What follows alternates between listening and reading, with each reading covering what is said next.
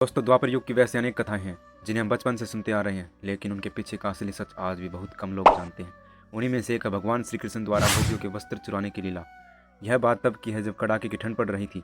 ब्रज की सभी गोपियां भगवान श्री कृष्ण को अपने पति के रूप में यानी अपने आराध्य के रूप में पाने के लिए पूरे 1 महीने से कात्यायनी देवी का बेहद कठिन व्रत कर रही थी।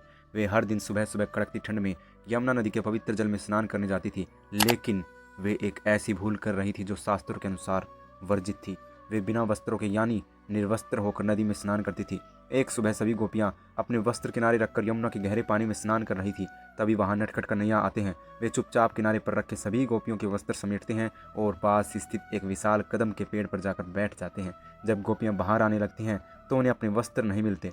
वे घबरा जाती हैं और तभी उनकी नज़र पेड़ पर बैठे मुस्कुराते हुए कृष्ण पर पड़ती है।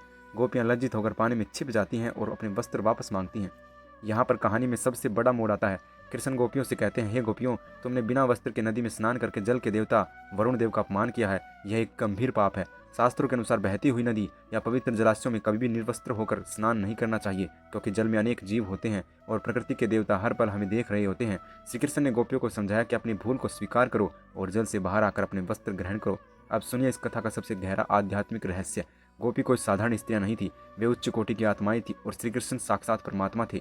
जब कोई आत्मा परमात्मा से मिलने की इच्छा रखती है तो उनके बीच में लज्जा, अहंकार और लोक लाज, माया का कोई पर्दा नहीं होना चाहिए। श्री कृष्ण ने गोपियों के वस्त्र नहीं चुराए थे, बल्कि उनके भीतर छिपे सांसारिक अहंकार और लोक लाज के अंतिम पर्दे को भी नष्ट कर दिया था, ताकि वे पूरी तरह से पवित्र होकर ईश्वर भक्ति में लीन हो सके। श्री कृष्ण की हर एक लीला के पीछे मानव कल्याण और धर्म का एक गहरा संदेश छिपा होता है। वस्त्र हरण की यह लीला हमें सिखाती है कि भगवान के सामने हमें अपने सारे कपट, अहंकार और बुराइयों को छोड़कर बिल्कुल साफ मन से जाना चाहिए।